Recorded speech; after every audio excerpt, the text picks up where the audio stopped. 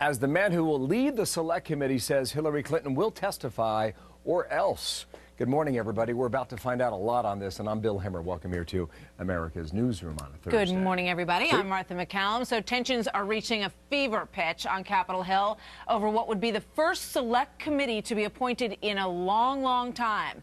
Democrats are threatening to boycott it. Republicans say that they want answers and that they will look to Hillary Clinton to provide those answers. Here is Trey Gowdy on whether the former Secretary of State can avoid this.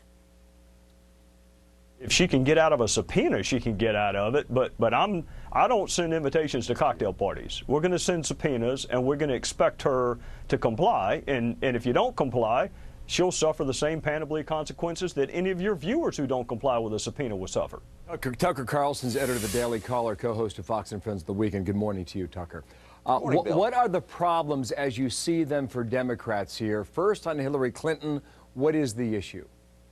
Well, the issue is that as of today, there aren't really any documents that explain her role, or documents that we have possession of, that is the public, that explain her role in the creation of these talking points and in the immediate response to the attacks on those Americans in Benghazi. And so at some point, that's going to come to light. She was a Secretary of State at the time, and it's pretty obvious that her role has been cloaked intentionally.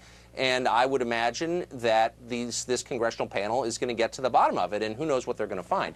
So there's a real risk there, and I think that's one of the reasons you see Democrats upset about the prospect of this. The second risk for Democrats, I think, is that it will come to light what these Americans were doing there in the first place. That's a central question, and it's one strikingly few people have asked. Why were there this many CIA contractors in Benghazi, Libya, a place that most Americans had never heard of until that day? Now, there is some evidence that this was related to the movement of arms. If it's true, for example, that they were there overseeing the dismantling of Gaddafi's weapon stockpiles, moving them through a third country to, say, rebels in Syria without congressional approval, that's potentially an explosive story, and that may come to light. And then that would bring the question as to where were those arms going and who were using them? Well, that's exactly right. Are we arming potentially, disreputable, perhaps Al-Qaeda affiliated groups in Syria? I don't know if we are, but if we are and it comes to light, I mean, that's a big story. Yeah. I remember the day that Hillary Clinton testified, and Rand Paul almost had a throwaway question. He just slipped it in there. Anyway, back to that in a moment here. Can Republicans overplay their hand, Tucker? Is there a danger there? Yes, there is. And anybody who covered, as I know you did and I did, the 1998 midterm elections remembers this was right in the middle of impeachment. Republicans thought they were going to do great. The out party always does well in a midterm election, and they lost 5 seats for the first time in 64 years. That happened, and a lot of people read that as public revulsion to what they thought was Republican overreach. It's happened before. I'm not saying it's going to happen again, but it's a potential problem. And I think Trey Gowdy, anyone who's watched him on television recognizes, he's very smart. He's a linear logical thinker. He's a lawyer. But, he's only been in the Congress less than 3.5 years. He is an unknown quantity to some extent. It doesn't mean he won't do a great job, but it means there's some risk. Thank you, Tucker. There's a lot to come on this today, too. Thank you. Out of Washington. Martha, thanks, Bill. More now. You bet. Well, there's some more pushback from Democrats on this Benghazi investigation. This time is coming from House Minority Leader Nancy Pelosi.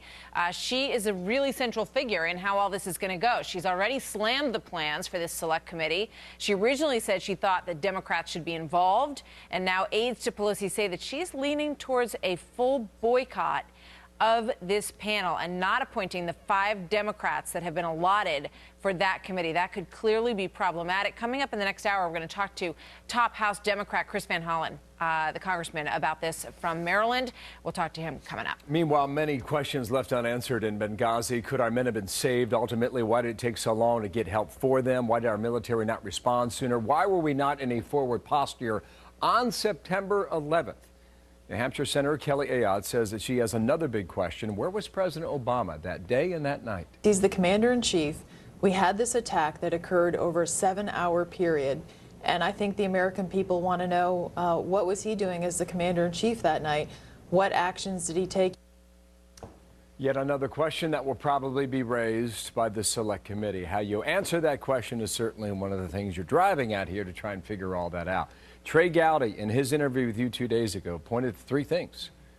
He's got 3 questions, and we'll see whether or not how long it takes to get those answers. Yep. What happened?